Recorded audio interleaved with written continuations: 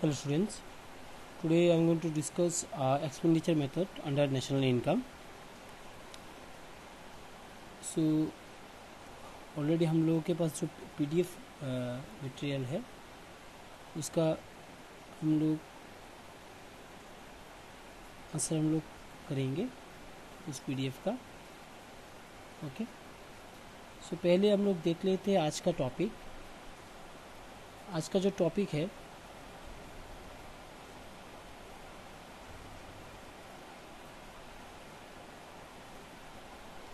वो है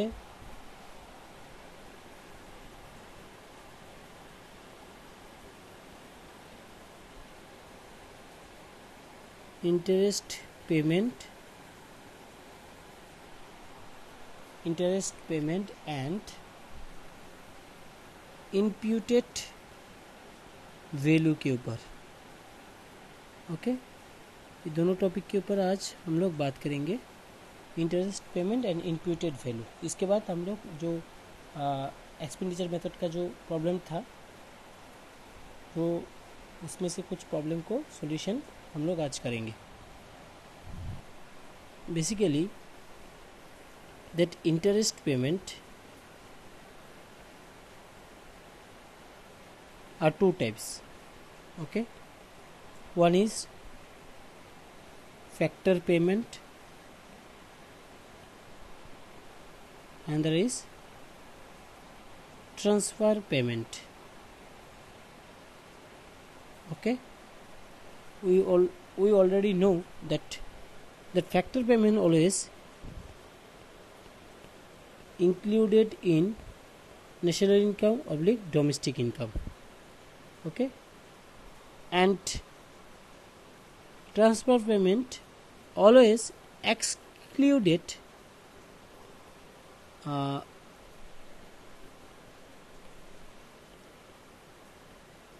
from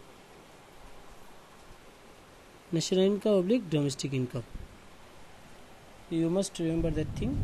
Interest payment always are two types: factor payment and transfer payment. Out of that, factor payment always included in national income oblique domestic income, and transfer payment we always excluded that transfer payment from national income oblique domestic income. Okay, if we take some example,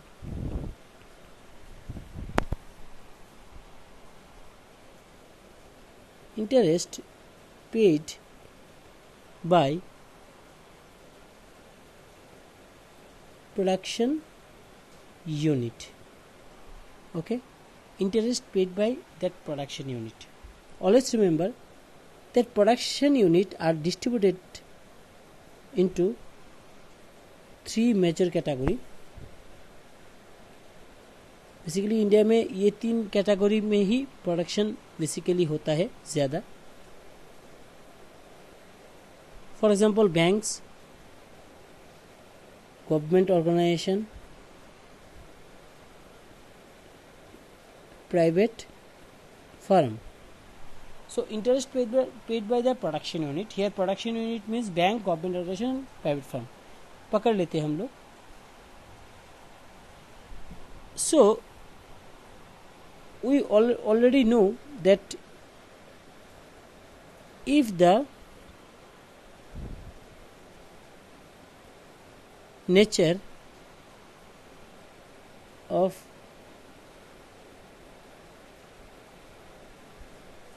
factor payment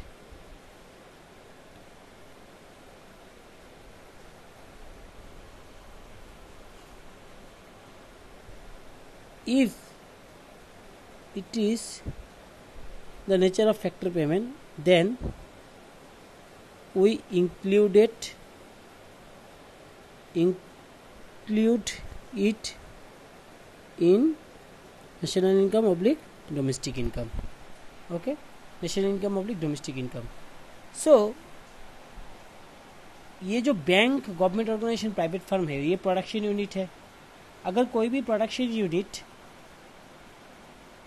interest paid करता है, सो वो interest को हम लोग include करेंगे अपनी national income oblique domestic income में, because it is a factor payment.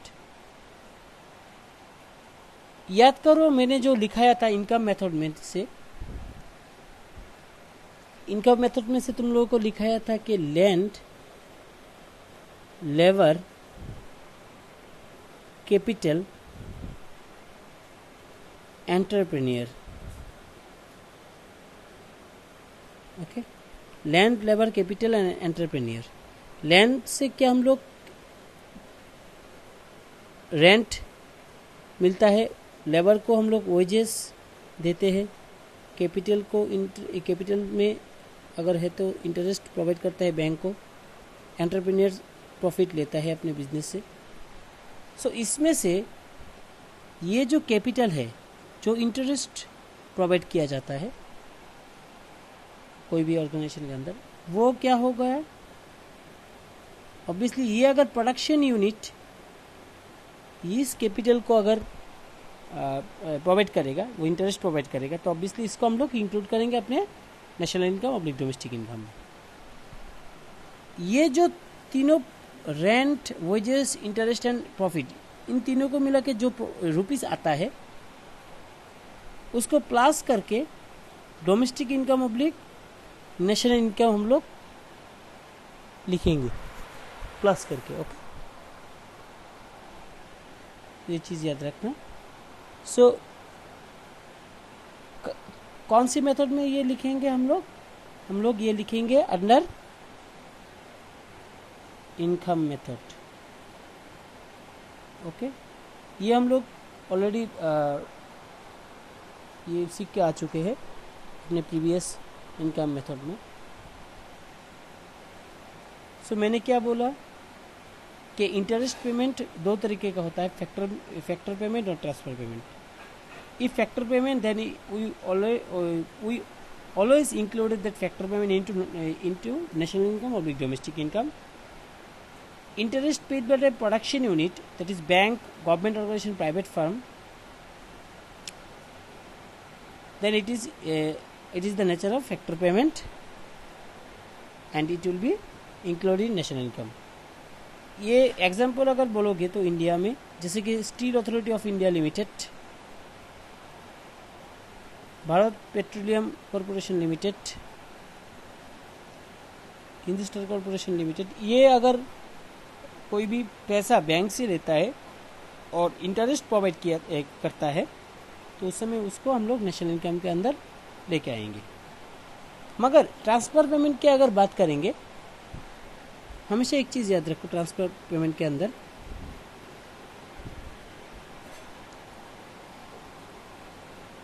if the interest paid by the household oblique government, if the interest paid by the household oblique government, then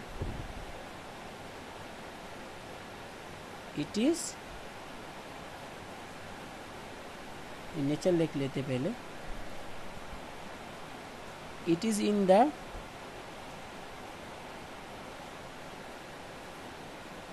nature of transfer payment. Okay, so it will B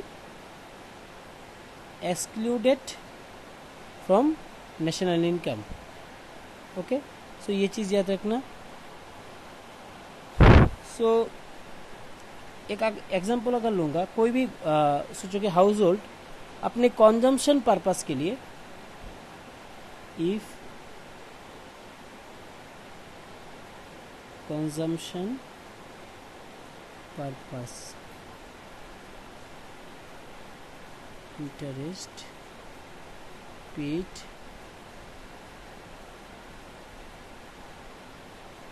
for consumption purpose, यानी ये लिखो, इस जगह से लिखो interest paid for consumption purpose. Okay, ये अगर होता है बेसिकली देखो कार लोन, अगर ये हाउस होल्ड अपने खुद के लिए एक कार खरीदता है और वो कार लोन के द्वारा खरीदता है, वो लोन का जो पैसा है, this is interest Okay, this is interest, but that interest is for household purpose. That's why that interest is a transfer payment. That's why that transfer payment does not include that national income oblique domestic income, that is it is excluded from national income oblique domestic income. Okay, तो ये हो गया हम लोगों का interest के बारे में बात. सो हम लोग कुछ एग्जांपल देख लेते हैं.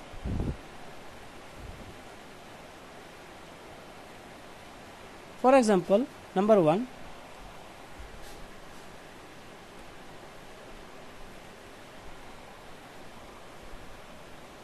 interest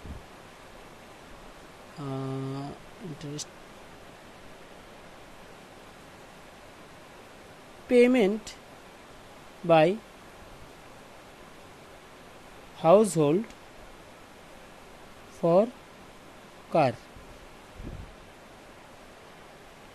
2 number, interest payment by State Bank of India. Okay. 3 number, interest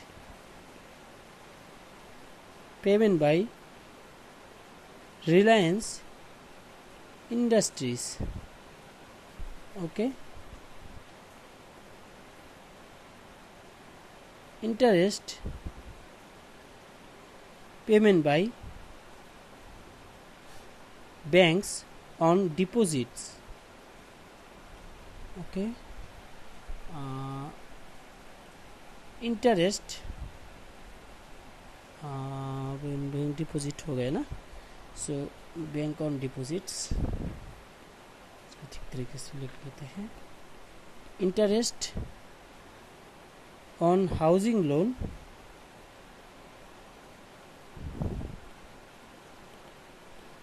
paid by household. Okay, so हम लोग कैसे इसको सॉल्व करेंगे.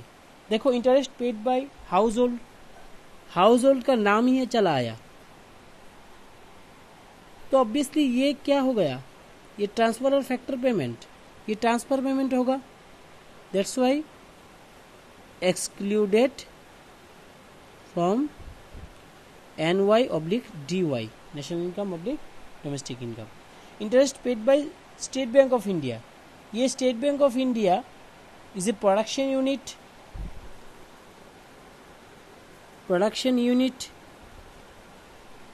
that's why it will be included in NY/DY. Next, interest payment by Reliance Industries, that Reliance Industries is the production unit, that's why it will be included in NY/DY. Next one is interest payment by bank on deposits. Bank मैंने बोला है, obviously production unit included. Bank देखने के बाद ही तुम लोग ये obviously इसका आंसर तुम लोगों को मिल गया. Interest on housing loan paid by the house hold, household का नाम ही चला आया, obviously excluded from national income oblique domestic income. Okay, ये तो हो गया हम लोग का इंटरेस्ट पेमेंट का बात, ये हम लोग का हो गया. अभी imputed value, next topic.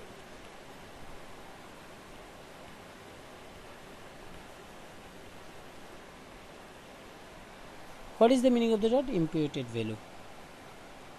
Imputed लिखा है, ठीक है. एस्टिमेटेड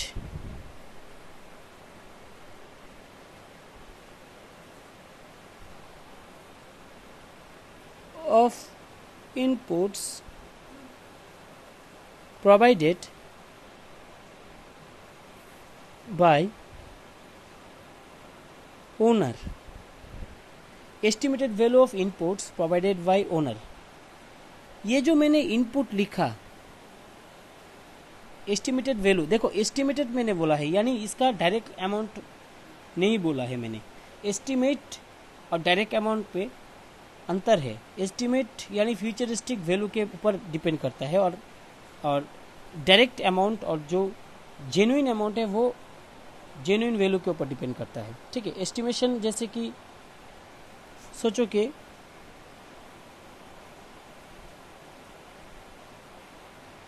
मेरा एक ऑर्गेनाइजेशन है, उस ऑर्गेनाइजेशन का काम ही है सिर्फ इंटरनेट में डेटा को ट्रांसफ़र करना। उसमें मैंने देखा है कि इसमें जो ओनर है, यानी सोच लो कि मैं ही ओनर हूँ। अगर मैं ओनर ही हूँ तो मैं खुद ही ये काम कर लेता हूँ, मेरे अंडर कोई लेबर रखने का ज़रूरत नहीं है। तो पहले लिख लेता हूँ लेबर, इसके बाद लिख लेता हूँ इन्वेस्टर, इसके बाद लिख लेता हूँ लैंडलॉर्ड। दोबारा से मैं बोल रहा हूँ,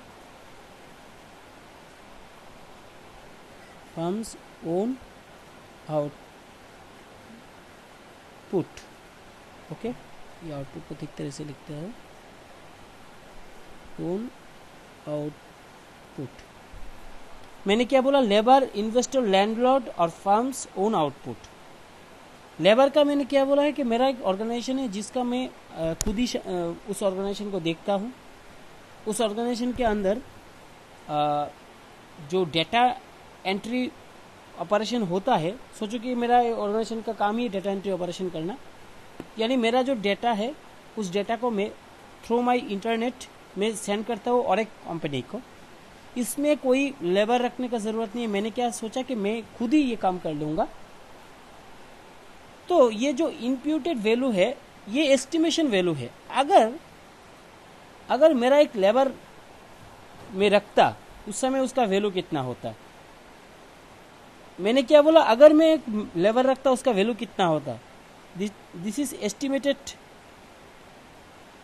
दैट मनी। सो अभी दोबारा से इसमें आओ, इन्वेस्टर। सेम तरीके से कोई भी एक ऑर्गेनाइजेशन का इन्वेस्टर चाहिए ऑर्गेनाइजेशन को चलाने के लिए। वो इन्वेस्टर अगर मैं खुद ही हूँ, उस समय अगर उस ऑर्गेनाइजेशन का इन्वेस्टर अगर बाहर से होता, सोचो कि मेरा जो ऑर्गेनाइजेशन है उसमें मैंने ही सिर्फ इन्वेस्ट किया है। अगर मैंने बाहर से इन्वेस्ट करने के लिए कोई भी बैंक को, कोई भी आदमी को मैं लेके आता, उस समय मेरा जो पैसा लगता उसका सोच लो कि उसका इंटरेस्ट वैल्यू वगैरह वगैरह, उसका एस्टिमेटेड क्या रहता, वो भी मुझे चाहिए था। फिर लैंडलॉर्ड, अगर सोचो कि कोई भी ऑर्गेनाइजेशन का चलाने के लिए पहले क्या चाहिए, लैंड चाहिए। उस लैंड को चलाने के लिए ऑब्वियसली उस लैंड को चाहिए ऑर्गेनाइजेशन को चलाने के लिए। सो ये लैंड जो है वो बहुत ही एक इम्पॉर्टेंट पार्ट है और उस ऑर्गेनाइजेशन का। अगर वो लैंड ओनर का खुद का ही लैंड है, ओनर ने उसको रेंट नहीं लिया है, ओनर ने किसी से रेंट में नहीं लिया है। सो अगर वो लैंड ओनर का खुद का ही लैंड है तो उसका एस्टिमेटेड वैल्यू क्या है वो भी ओनर को जानना चाहिए। And last one, that is farms own output. ये जो है, फॉर एग्जांपल कोई भी एक फार्मर, सोचो कि ज़मीन में उसने उसने राइस जो है, जमीन से जो उसका चावल उसको मिला है, उसको मार्केट में वो बेचता है कोई फार्मर। ऑब्वियसली सारा जो प्रोडक्ट है उसका, सारा जो राइस है, तो ये तो सब कुछ नहीं उसको सेल करेगा, कुछ तो अपने के लिए भी रखेगा। तो ऑब्वियसली वो जो अपने लिए रखा उसका भी तो वैल्यू है कुछ, यानी फार्मर ने जो अपने लिए कुछ चीज़ अपने लिए रखा, वो उसका भी तो वैल्यू है मार्केट में। वो अगर अपने लिए ना रख के उसको भी सेल कर देते तो उसका तो एक एस्टिमेटेड वैल्यू रहता। उसको भी हम लोग इसको लेके आएंगे इस इम्प्यूटेड के अंदर।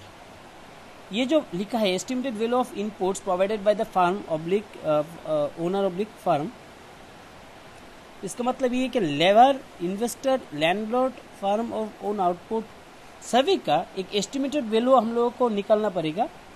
एस्टिमेटेड वैल्यू उसको हम लोग कैलकुलेशन करके उसका जो प्राइस होगा उस प्राइस को हम लोग क्या करेंगे, उस प्राइस को हम लोग इंक्लूड करेंगे अपने नेशनल इनकम के अंदर। यानी imputed value is always included in national income oblique domestic income। अगर एग्जाम्पल लूंगा, एग्जाम्पल ऐसे लिख सकते थे, imputed wages, imputed interest, imputed rent, output used for self consumption,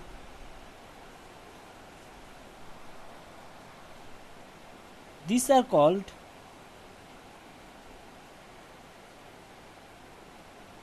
factor payment।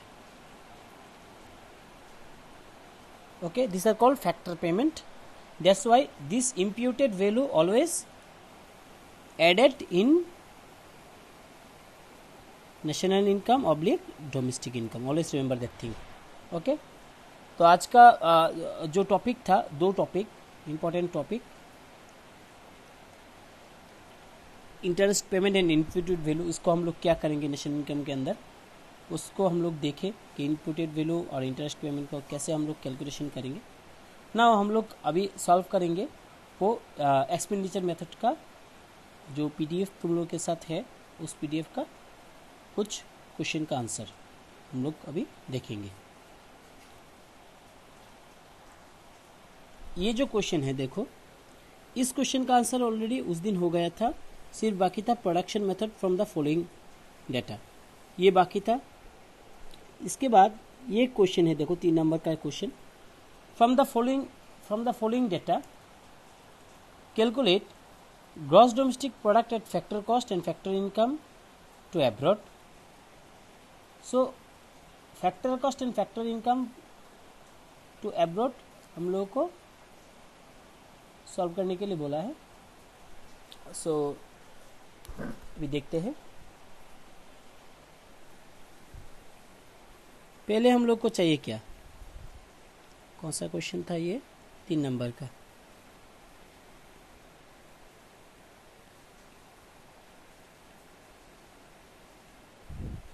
Solution 3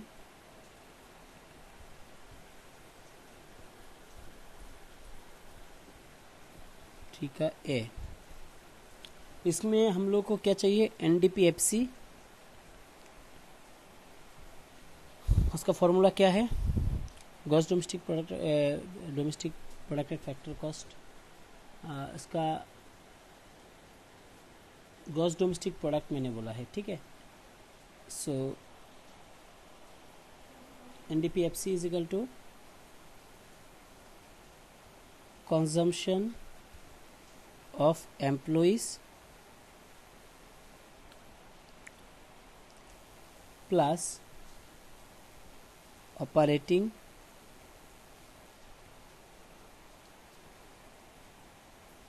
surplus,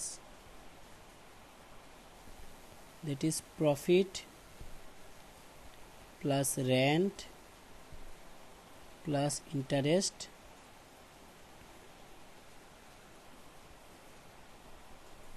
plus mixed income. ये है हम लोग का format. Consumption of employees plus operating surplus, जिसके अंदर profit, rent, interest and mixed income आएगा। So अभी हम लोग देखेंगे, देखो कंजम्पशन ऑफ एम्प्लॉइज गिवन है, एक नंबर में है। इसके बाद रुको थोड़ा सा देख लेते हैं। इसके बाद हम लोग का है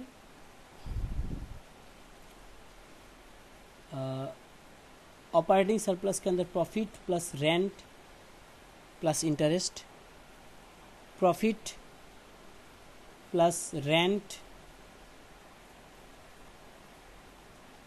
प्लस इंटरेस्ट।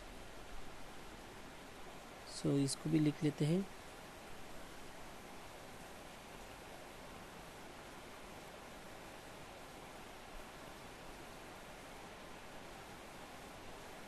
Five and 6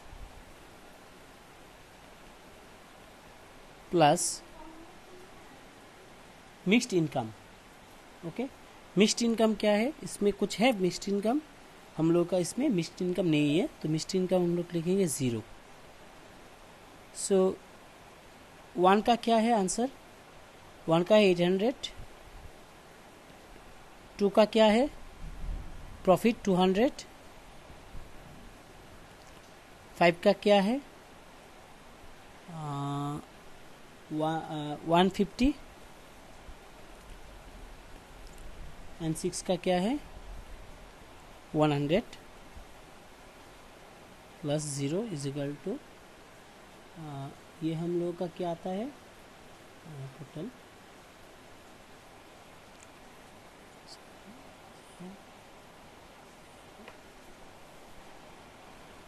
1250। ये क्या आ गया हम लोग का NDP-FC। ओके, हम लोग तो जानते हैं कि GDP-FC का फॉर्मूला क्या है, GDP-FC is equal to NDP-FC plus depreciation, इसको भी हम लोग लिख सकते हैं।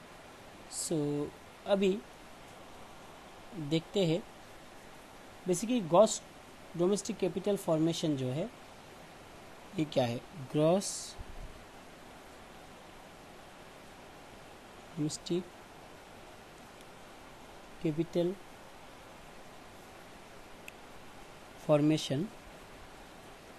अपने पास जो मैंने PDF भेजा है तुम लोगों को, और तुम लोगों के पास फॉर्मूला का जो सेट है उस सेट को देखो अच्छी तरह से, इसमें सब कुछ लिखा है।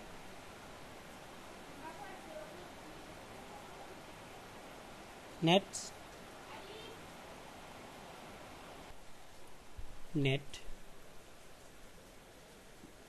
Fixed capital formation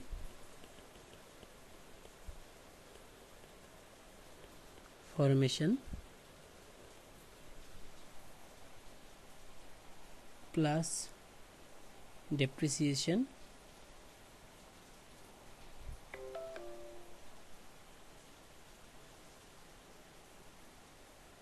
plus change in stock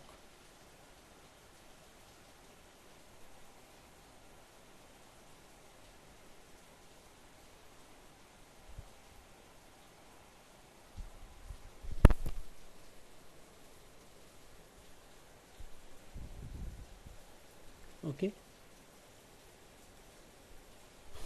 सो ये है चेंजिंग स्टॉक।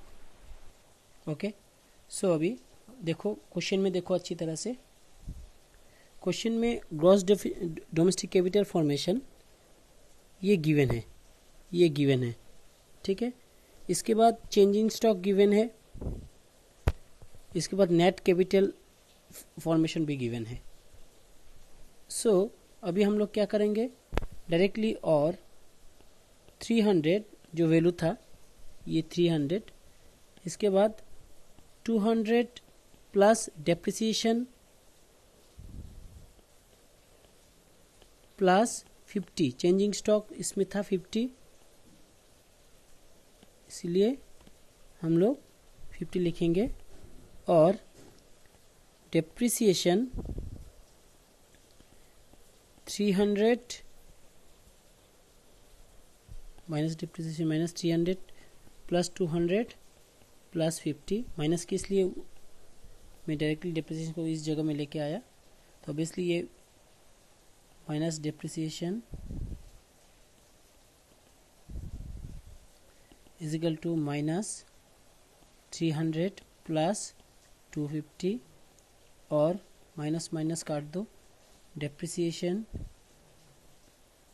ऑब्वियसली 300 माइनस 250 होगा, बिकॉज माइनस को मैंने कॉमन ले लिया, ठीक है ना, इसलिए तो काट दिया मैंने कॉमन लेके, और डेप्रिसिएशन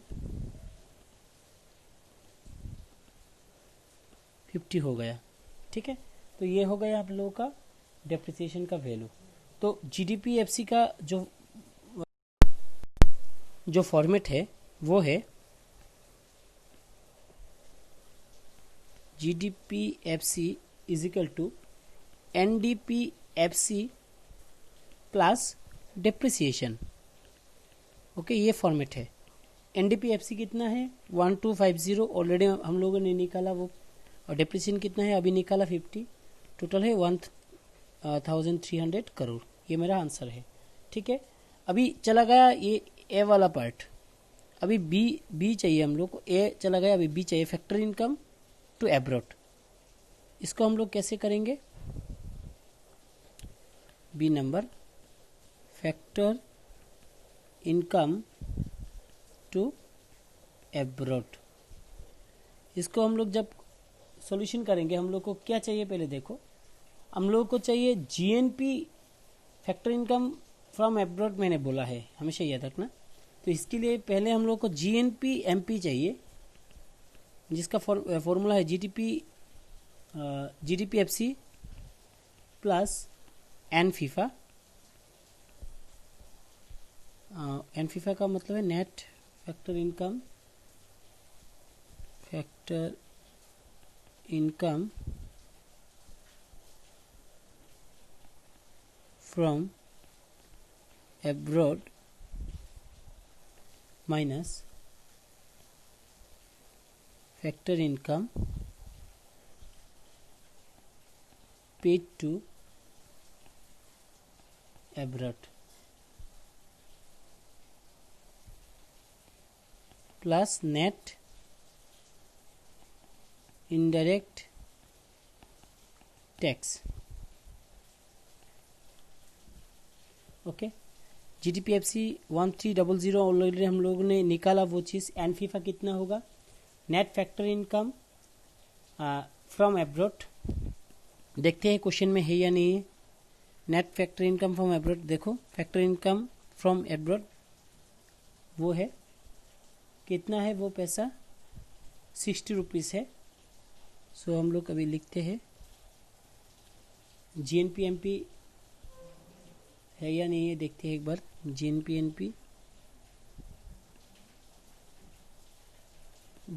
एनपी जो है, रुको, नेट फैक्टर इनकम कितना हुआ तुम्हारा 60 rupees minus net factor income from abroad minus factor income to abroad, ये नहीं है, यानी फैक्टर इनकम टू एब्रॉड ये वाला पार्ट नहीं है, प्लस देखते हैं हम लोग और क्या है। ओके, सो अभी देख लेते हैं क्वेश्चन में क्या क्या गिवन है। देखो, gross national product at market price यानी जीएनपी एमपी 1400 रुपीज़ है। डायरेक्टली इसको लिख लेते हैं पहले, जीएनपी एनपी 1400 और जीएनपी एनपी 1400, जीडीपीएफसी लिख लिया, एनफीफा लिख लिया, इनकम लिख लिया। नेट इनडायरेक्ट टैक्स कितना है, लास्ट में आई थिंक था 120। ओके, अभी प्लस माइनस करेंगे, और 1400 is equal to 1420 plus 60 minus factor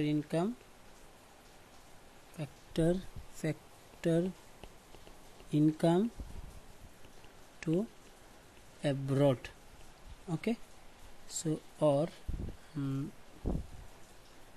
total है 1400 is equal to 1480 minus factor income to abroad, okay, और minus 1480 plus 1400 is equal to minus factor income to abroad, so और minus 80 is equal to minus factor income to abroad, minus minus को हम लोग minimize कर लेते हैं, और factor income to abroad is equal to 80। ये हम लोग का आंसर आ गया। देखो हम लोग को क्या चाहिए था, फैक्टर इनकम टू एब्रॉड। ऐसा ही क्वेश्चन बोर्ड में आया था। एक चीज़ याद रखो, जो ये क्वेश्चन को अच्छी तरह से देख लेगा प्रॉब्लम नहीं होगा बोर्ड एग्जाम में। ऐसे ही क्वेश्चन आएगा, मैं बार बार बोल रहा हूँ। सिंपली फॉर्मेट को याद रखो। मैंने जो भेजा है वो जो इम्पोर्टेंट फॉर्मूला तुम लोगों के पास है, उसको जो अच्छी तरह से देखेगा उसको प्रॉब्लम नहीं फेस करना पड़ेगा। ये प्रॉब्लम जो मैंने अभी देखा था इस 3 नंबर का ख़त्म हो गया, और बाकी 4 नंबर जो है वो भी हम लोग देखेंगे नेक्स्ट क्लास में। Okay, bye.